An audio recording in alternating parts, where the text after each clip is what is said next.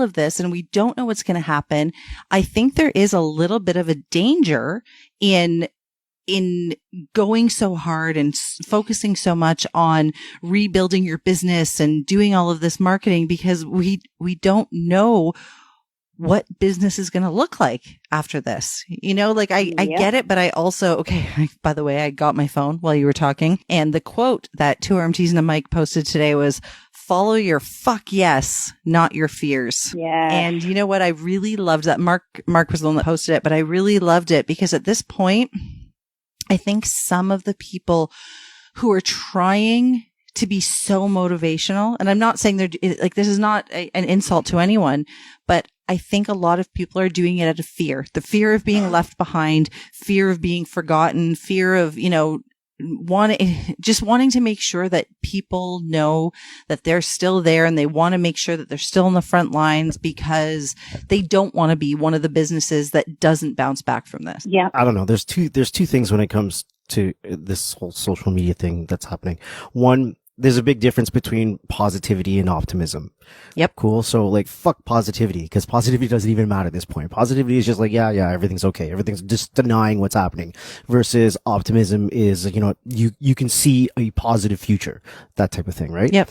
And social media posts are going mental now. I've never seen so many people fucking go live before in my life. Yeah, that's true. I've never seen so many types of sponsored and boost ads. And I think this is all going to fucking backfire big time, because now the game has stepped up even higher. Like, everyone has just made it harder for themselves to stand out now. Going live before, that might have been a little bit of a standout. Not anymore. Right? So now everyone's got to search for that next level up. It's insane. I'm actually purposely staying off of live just because I don't want to get lost in the mix of everything that's happening, that everybody's doing. Don't let that stop you from going live with your Richard Simmons outfit. Oh no, you do that. You don't have a choice. You do that.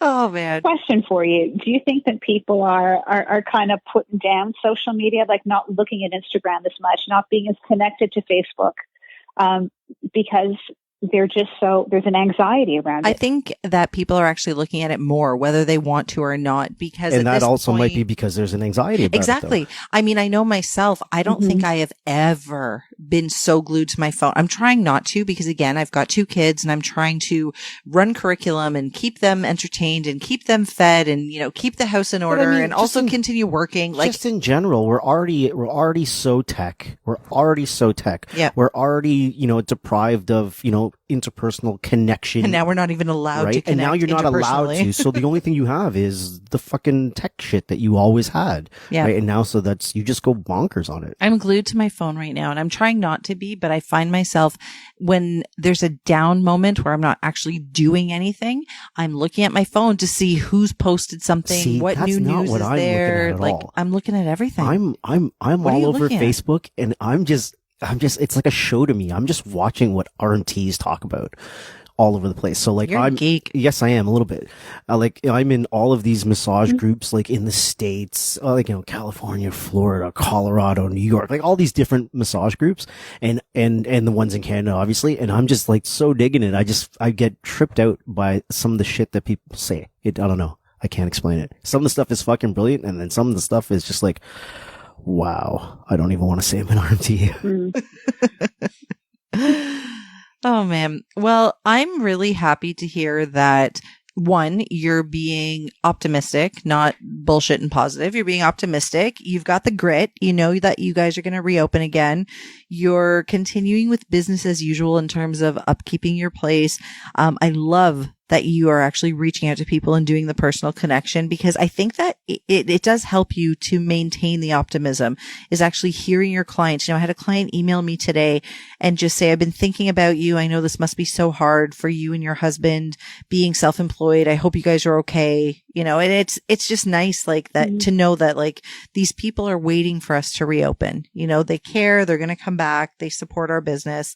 It helps, you know, to get rid of the fear, the anxiety, the negativity, the sadness. Yeah. So I'm glad that it seems like things are looking up for you. Do you have any plans for when we go back to quote business as usual, are you going to go back to business as usual, or do you have any plans to change things up? Are you planning anything different for when, we can actually start working again? I think the best way of looking at it, like you said, it's going to be interesting to see how the whole business side of things has changed. I don't intend on opening up with discounting and doing things like that. Business as usual.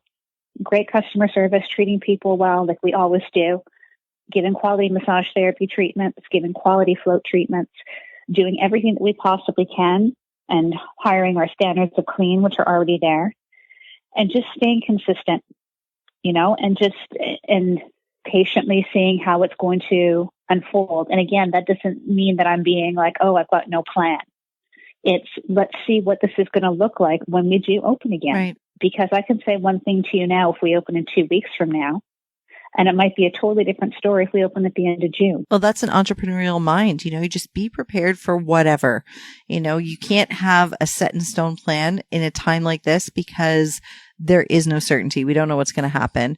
But on just your opinion, Mark has asked every guest we've had on since we've been in lockdown. Mm-hmm. Do you think that our industry is going to bounce back from this? Or do you think it's going to be drastically changed because of the fact that we are so intimate and up close and personal with people? And on top of that, people at this point have found alternatives. Right. They found substitutions. Mm-hmm. I think we will. I think it might take a little bit of time. I think it's going to be building trust with people again. And it's unfortunate because we've done nothing as a collective to lose that trust. It's not something that massage therapy has done. But when we got shut down for the proximity for what we do and for the whole touch component because of what we're going through right now, I mean, in 1970, we almost lost everything. Like if you go back, way back, the way that things were functioning, the float industry almost went under. Because of the fear of AIDS. Oh. Do you remember that? A lot of recreational facilities closed.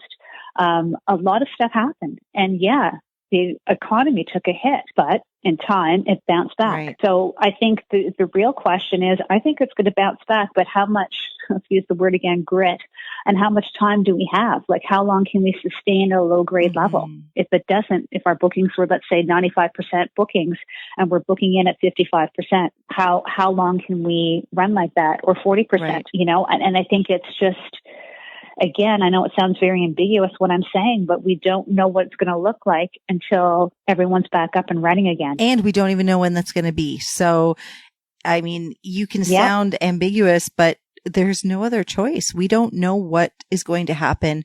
And I think that unknown is both what initially was causing my anxiety and what now is preventing me from feeling anxious, because I've just accepted the fact that I can't control the timeline and I can't control what's going to happen at this point. So I will control what I can control. And it's how I react to this, how I spend my days, where I put my energy. And I've been very calm for the last week or so, just waiting it out like everybody else, because I keep reminding myself we are all in this together. Huge. And I think that we have to continue to educate ourselves. We have to be even better and stronger than we were before. And for myself as an owner operator, on the float side of things, I have to educate myself more, find out what's happening in the States, find out what new studies are on, being on the Float Collective more often. That's a website that we have with float owners from around the world. Kind of like what Mark was talking about with his group of RMTs, and share ideas and find out how we can make ourselves stronger. And the same for RMTs. Educate ourselves more, make ourselves more of a dependable service, make ourselves more of, you need to have this in your life. And you do that by education and consistency. All right. I like it. Anything else you want to ask, Tracy? Yes, I do. Actually, I really want to know this, because I'm in therapy and I've been in therapy for a long time, and I've kind of worked always generally in the same part of town. I know which clinics are completely fraudulent. Like, I can tell you that this place does fraudulent billing. This place here is owned by the medical doctor, and he's in with the personal injury lawyer, and they have that whole thing going on. So I can point out all those clinics. Can you do that the same with float spas? Because I've seen this on Absolutely. RMT groups, that there's Exactly. I know where you're the going. billing for floating, RMT billing for no massage and all floating or something along those lines. You want